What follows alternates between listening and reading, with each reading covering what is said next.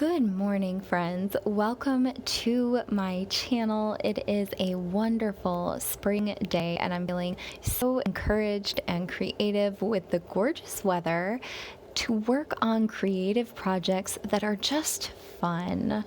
Yeah, you might hear my cat purring in the background. I don't think you can, but if you can, you're welcome because a cat's purr is the most wonderful sound on the planet. Maybe not the planet. Like little kids laughing, maybe that's number one. I don't know, there's a lot of good sounds out there. Anyway, it's a wonderful morning and a wonderful morning to do this voiceover. So I'm starting my scrapbooking layout by doing a mixed media background. I watered down some acrylic paint and use it kind of like watercolor, using plastic packaging to create a nice abstract pattern on the back. And then I also go through with some tan acrylic paint that has not been watered down, and I add a few swatches of that to my background.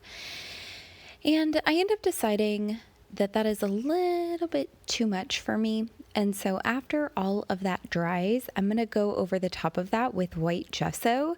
And I actually end up loving how that looks. It really tones down the mixed media background that I did on my white 12 by 12 page. And I really love the subtle effect that exists in the background now. Then on my pink page, I am using a stencil with some modeling paste, and I ended up choosing a stencil with some hearts, and I thought they were really dainty and lovely and gorgeous, and I love the effect that that gives the page. But I also wanted that pink page to mirror the really fun mixed media effect that was on the other side. And so I take some modeling paste and put that down in the middle of the page, and I just use my fingers to kind of spread that out and distribute it. And so it kind of looks like a whitewash on part of the background of the pink page too. Then I also add the stenciling with the modeling paste over on my white page, and I think that ties both pages together really subtly and really well so that they coordinate, but they are not matching. I grab my photographs out. I have 3 different photos here, essentially just because I couldn't pick a favorite. And then I grab my paper scraps out. I want to do some really fun paper layering behind my photographs. I love going through my paper scraps first if I'm going to create messy photo mat layers, because I want to use up as many little pieces of pretty cardstock scrap that I have before cutting into new pages and creating even more scraps. So that is what I'm doing, and I don't think I end up choosing any new paper for my photo mats for this layout. I end up using all scraps, which is perfect. That is how I prefer it. So layering up some fun different pieces, I've got a pretty subtle color scheme going on here, but I do add a little pop of black and white stripe just for some definition and some kind of boldness to stand out against my photographs and my background. The rest of the papers that I choose are really subtle. We've got some pastel pinks going on, really soft patterns, and also some fun textures. I've got this great background page here that I had done and then saved, and it's like this tan slash toned down purple polka dot modeling paste through a circle stencil. And so I've got that great pattern and texture on some scrap paper there that I also put behind my photographs. And yeah, just layering up all those different layers, and I love the fun effect that has. I also added a little bit of white tissue paper behind one of the photos as a photo mat layer. And again, that's another example of awesome texture in the page that I really like. Once I have my photos matted and I'm feeling pretty happy with how that looks, all messy and fun, and again, continuing with this mixed media theme, I'm now going to start working on a title. My thought was to use lots of different alphabets here and combine them because one, it would be a good way to start using some things in my stash, and two, because I actually really like the effect that that has. I think when you use a variety of different alphabets for your title, it can break up a long title, and this particular page does have a pretty long title. And then the other thing that that does is I think it adds to the mixed media theme to have the different fonts going on there. And it just looks kind of messy, and I really like that. So that is where I'm going with this. And my title is actually based off of something that I heard Seuss Fish say. And if you don't watch Seuss, I recommend you check out her YouTube channel. She has some really great process videos with scrapbooking and a format that she calls scrap therapy, which I've also done before. And she also has some awesome videos on like minimalist scrapbooking and really fun stuff like that. Anyhow, she had this process video and she was talking about a quote that she had read in a book.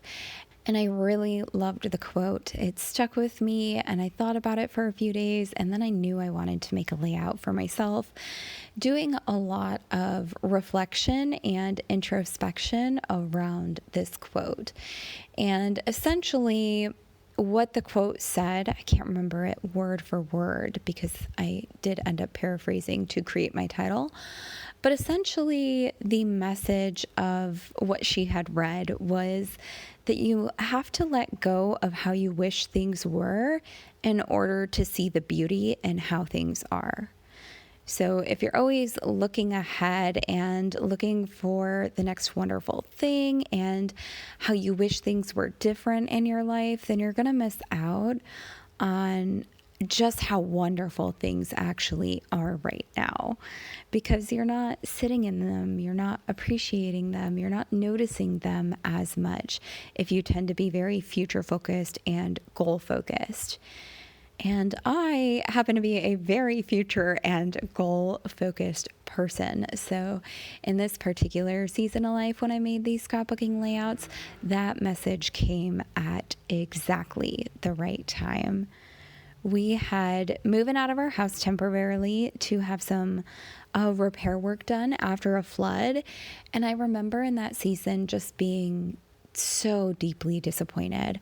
I had finally finished up with grad school and was starting my career, and I thought previous years that as soon as I did that, as soon as I finally finished school and started my career, we would be able to move. I've always wanted to have a house in the countryside, just, like 20, 30 minutes outside of the city, because I do love the city and all the wonderful things that the city offers, like stores and activities and sporting games and all the hot fun stuff, socializing, endless opportunities for friends and acquaintances and business networking and all kinds of stuff. I really do love city life, but it's not peaceful for me. Like I want a little farm really is kind of what I want. And I had been thinking for years while I was in school, like, I just gotta wait. If I can get through school, if I can get into my career, if I can get my license to start my career, if I can do all these big, scary, hard things, I can finally have that future I want. And we can finally start looking at property like that. And I was really excited. And we ended up having a flood. And it took me 6 months to get my license after graduating because they only offer the state licensing test twice a year. So after I signed up, I had to wait like 9 months before the next run of the test. And then we had a flood in our house and we had to move out for 4 months, and the renovations ended up taking from August to March. So a really, really long time. And it changed all of our plans.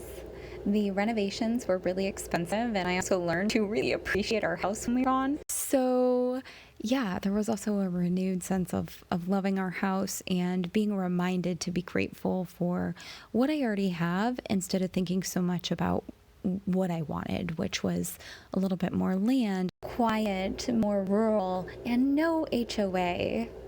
And so this message hit at exactly the right time.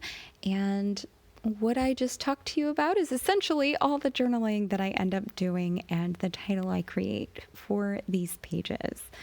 I love all of the journaling I did. I really like using scrapbooking as this really self-exploring and this self-expression type of work. I think it's really wonderful. And so that's how I used the pages. And I finish off with minimal embellishments. I add a few enamel dots. I added some black and white puffy asterisks from the alphabet packs that I used to create my title. I added a few labels and phrase stickers, and then from a sticker pack I grabbed this phrase that says "Bloom with Grace." And then I add a couple of cork stars to kind of highlight my different bullet points of self-reflection on the page where I did all the journaling. I really love how this ad is fun, but it's also really meaningful. I love pages that are meaningful, and the illustrated 10 are very specific to different time periods in my life. So love these pages. They fit that idea to a T. And this kind of wraps up the scrapbooking layouts here. Thank you so much for spending time with me today. I hope you are feeling creatively inspired. Make sure to like this video and subscribe to my channel if you want to see more creative projects I do. And leave me a comment down below if you enjoy this video. The comments mean everything. It tells me to keep making the videos and that it is worth the amount of time and effort that goes into making them. I love connecting with other people, and so knowing that they are watching and enjoying means the world. I hope you have a wonderful day, and I will catch you in the next video. Bye, friend.